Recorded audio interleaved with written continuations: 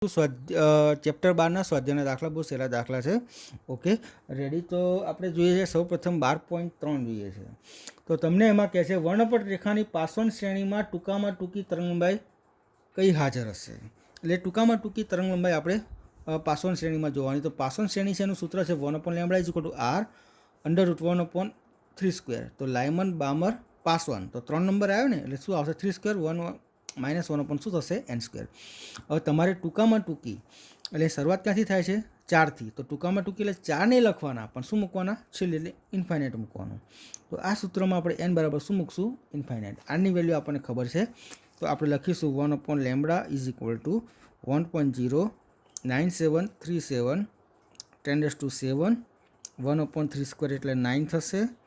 અને 1/∞ કરશું એટલે 110% શું થશે 0. તો 1/λ = 1.09737 10⁻⁷. આ ટર્મ 0 થઈ જશે એટલે છેદમાં શું આવી જશે 9. અને તમે ઊંધું કરી નાખો એટલે તમારે થશે 9/1.09737 × 10⁻⁷. તમારો જવાબ મીટરમાં આવે તો મીટરને તમારે એંગસ્ટ્રોમમાં ફેરવી નાખવાનો. બરાબર, એ આપણને આવડે છે. Okay ready. આ થયું આપણે 12.3 થયો. હવે આપણે આગળ જોઈ લઈશું 12.4 નંબર. તમને કહે છે એક પરમાણુમાં 2.3 ઇલેક્ટ્રોન વોલ્ટ ઉર્જા તફાવત છે. તો એની મદદથી તમારે હું સીધી જ વાત કરું તમને ઉર્જા તફાવત આવ્યું છે 2.3 ઇલેક્ટ્રોન વોલ્ટ. તમારે વિકિરણની આવૃત્તિ શોધવાની છે, એફ શોધવાની છે. જોઈ લેજો ડેલ્ટા ઈ આલ્યો છે 2.3 ઇલેક્ટ્રોન વોલ્ટ અને જૂલમાં ફેરવો તો 2.3 × 1.6 × 10⁻⁹ જૂલ થશે. ઓકે, આ ડેલ્ટા ઈ છે.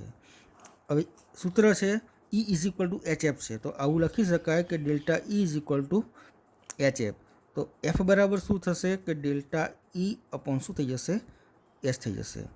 તો આ વેલ્યુ ખબર છે કે 2.3 1.6 10⁻⁹ છેદમાં H કેટલા થાય તો પ્લાન્કનો અચળાંક છે તો 6.625 × 10⁻⁷ શું થશે 34. તો આ તમારે જવાબ આવી જશે અને એકમ શું આવશે તમારે હર્ટ્ઝ આવશે. તો આ થઈ ગયો આપણે 12.4 નંબરનો દાખલો થયો. Okay ready. હવે આપણે જોઈ લઈશું 12.4 પછી 12.5.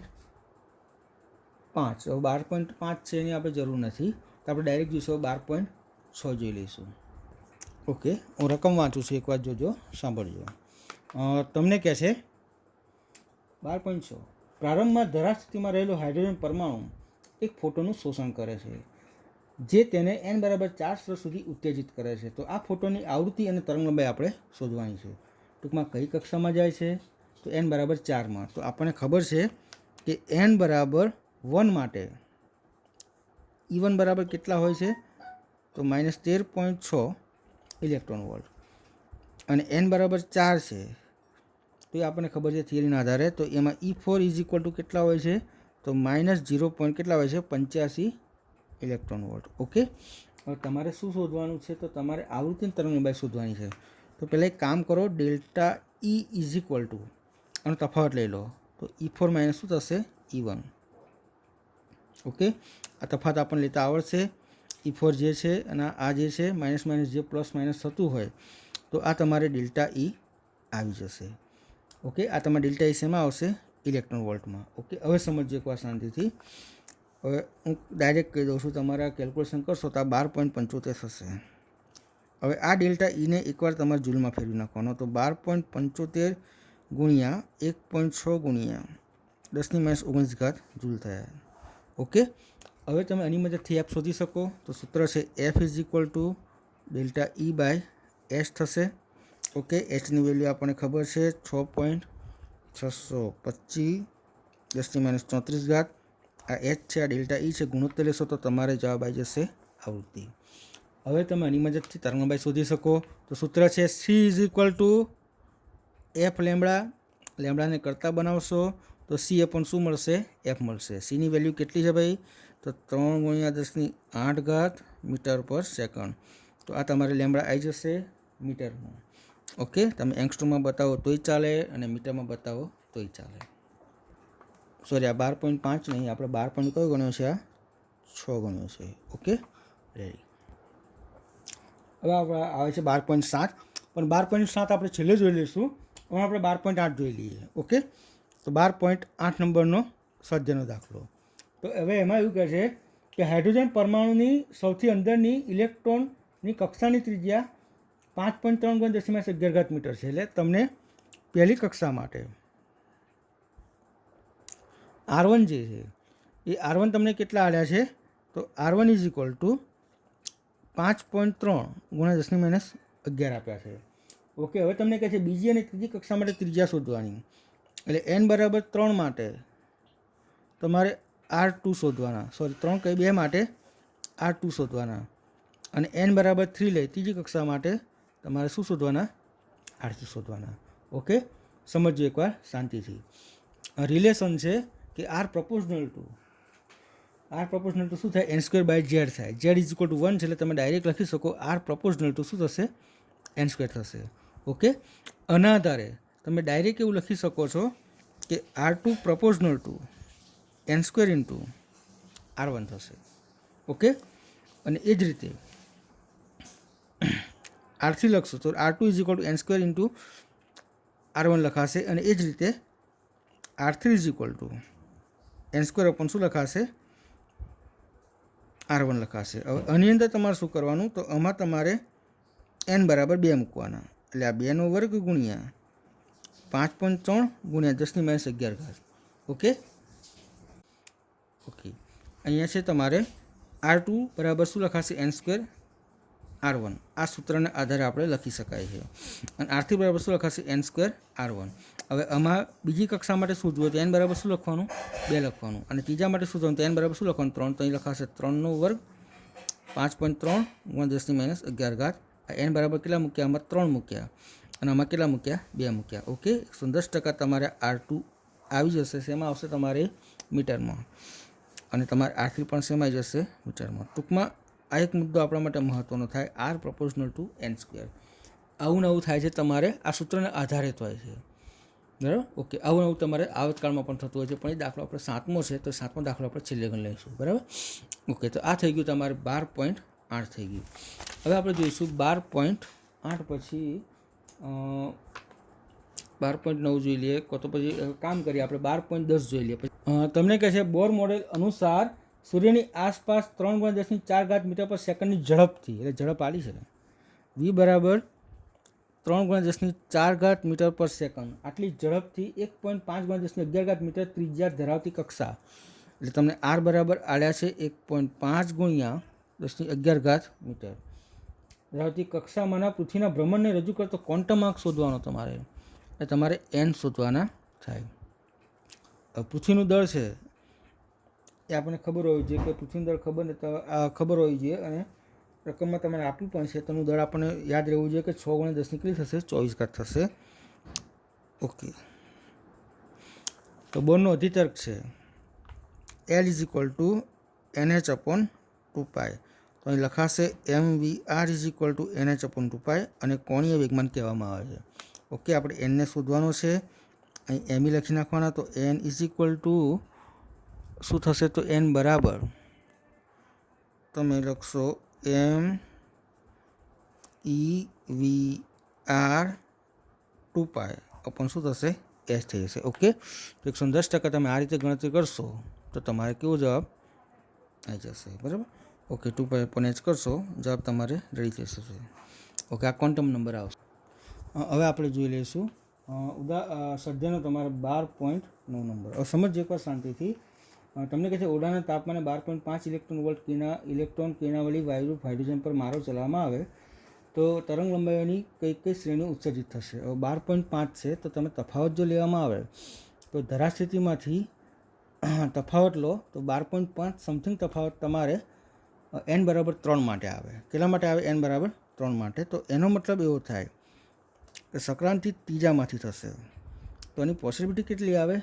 એક પોસિબિલિટી આવે 3 કો તો 2માં જાય, બીજી પોસિબિલિટી થાય 3 કો તો 1માં જાય, અને પછી એક પોસિબિલિટી થાય 2 1માં જાય. એટલે તમારે 3 2 માટે 1 શોધવાની તરંગ લંબાઈ, પછી 3 1 માટે તરંગ લંબાઈ શોધવાની, અને 2 1 માટે આપણે તરંગ લંબાઈ શોધવાની છે. બહુ સિમ્પલ છે, એકવાર શાંતિથી જોજો, ખ્યાલ આવી જશે. તો આપણે હવે સીધું લખીએ છીએ. જોજો સૂત્ર છે આપણું કે E = અને હું ડેલ્ટા લખું તો બી ચાલે. ડેલ્ટા ઈ બરાબર એસસી અપોન લેમડા. ઓકે, તો લેમડા બરાબર થશે SC upon delta E. Okay, જોઈ લેજો એકવાર શાંતિથી. હવે એકવાર જોવાનું તમારે કે અહીંયા લેમડા 3 1 પહેલાં બતાવીએ 3 થી 1 માટે. હવે તો એચસી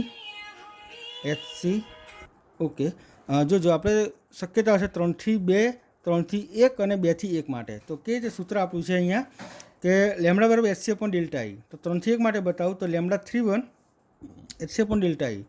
3 થી 1 માટે તો ડેલ્ટા ઈ કેટલો થાય? તો 3માંથી આ 1 બાદ કરો, 13.6માંથી 1.51 કરો, 12.09 ઇલેક્ટ્રોન વોલ્ટ એને જૂલમાં ફેરવીને પછી આ કિંમત મૂકજો.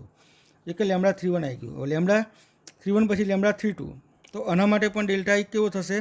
તો 3 - 2 એટલે આમાંથી 3.40માંથી 1.51 બાદ કરશો તો 1.89 આવશે. ઇલેક્ટ્રોનને જૂલમાં ફેરવીને પછી તમારે અહીં શું કરવાનું? ટ્રાન્સફર કરી દેવાનું. Okay, ready. એ રીતે 2 1 છે તો લેમડા 2 1 માટે ડેલ્ટા ઈ છે. તો ડેલ્ટા ઈ કેવું થશે 2 1 માટે? તો 3.40 જેમાં 13.6માં 3.40 બાદ કરશો તો તમે 10.2 સમથિંગ આવશે. તો 10.2 ઇલેક્ટ્રોન વોલ્ટ છે અને જૂલમાં ફેરવી નાખો. જૂલમાં ફેરવીને સીધો અહીંયા શું કરાય? કન્વર્ટ કરી શકાય. ટૂંકમાં અહીંયા એને તમે મૂકશો 110% તમારે 3 જવાબ આવી શકે. ટૂંકમાં આ તમારે યાદ રાખવાનું. ટૂંકમાં કહે છે તમને 12.5 કીધું છે તો 12.5 તફાવત છે ને, એ તફાવત માટે પોસિબિલિટી જુઓ તો 13.6માંથી 1.51 કરશો તો એનો જવાબ 12.5 સમથિંગ આવે. ટૂંકમાં એવું કહી શકાય કે એની પોસિબિલિટી શું થાય? તો એવું કહેવામાં આવે છે કે 3 થી 2માં બી જાય, 3 થી 1માં બી જાય અને 2 થી 1માં પણ સંક્રાંતિ થઈ શકે છે. ઓકે, હવે આપણે જોઈશું છેલ્લો દાખલો 12.7 નંબર. ચલો 12.7 તમને કહે છે બોર મોડેલનો ઉપયોગ કરીને n બરાબર 1 2 અને 3 માટે ઇલેક્ટ્રોનની ઝડપની ગણતરી કરવાની છે અને દરેક સ્તર માટે આવતકાળ. એટલે તમારે શું કરવાનું? V1 V2 અને V3 શોધવાના અને ત્યાર પછી તમારે T1 T2 અને T3 શોધવાનું. તો આપણે વીનું સૂત્ર એકવાર વ્યવસ્થિત લખવું પડશે. તો જોજો એકવાર શાંતિથી હું કે તે બતાવું છું. તો આપણને ખબર છે કે MVR = NH અપોન શું થશે? 2π. તો M લખ્યો, V લખ્યો, R બરાબર સૂત્ર શું લખાશે થિયરીના અનુસંધાનમાં? n²h² ε0 πe² m થશે. આ NH અપોન 2π. ઓકે, આમાંથી તમે બધું કટ કરશો, જે ઉડે ને ઉડાઈ દેશો અને તમે વીને કરતાં બનાવશો તો તમારે થશે V = e² upon 2n h.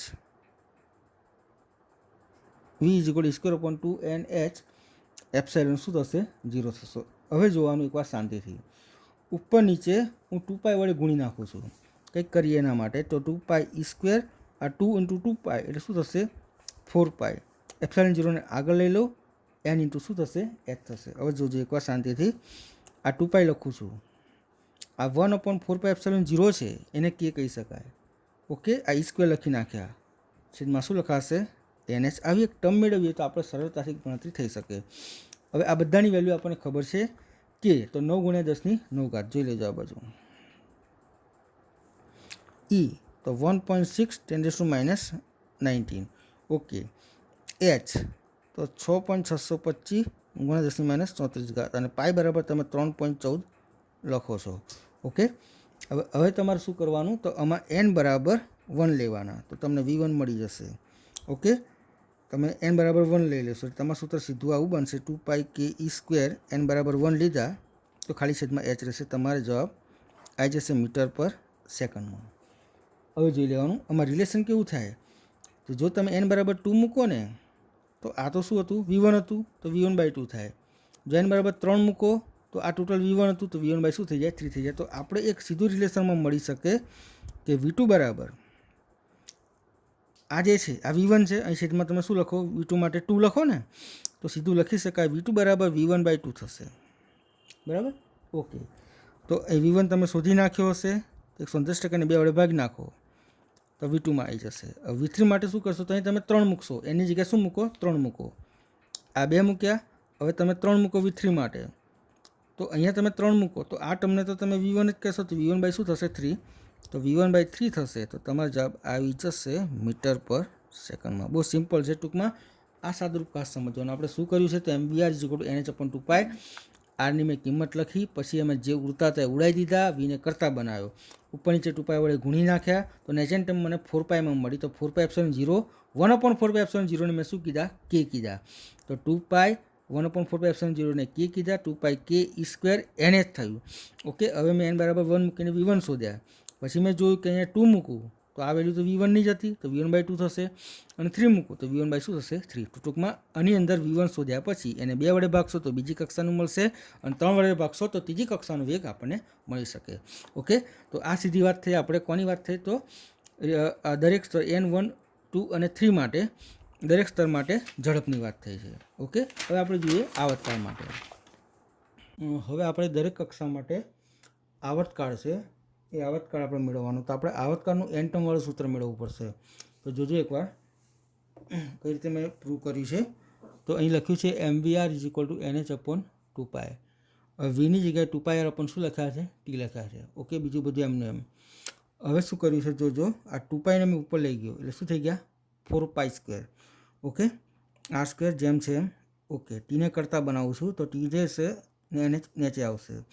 Okay, હવે શું કરું છું? તો r² ની જગ્યાએ આ સમીકરણ છે r = n² 0 π² એમ છે, તો આનો સ્ક્વેર કરીને r² ની જગ્યાએ મૂકી દઉં છું. ઓકે, હવે જોજો થોડુંક આયોજન છે.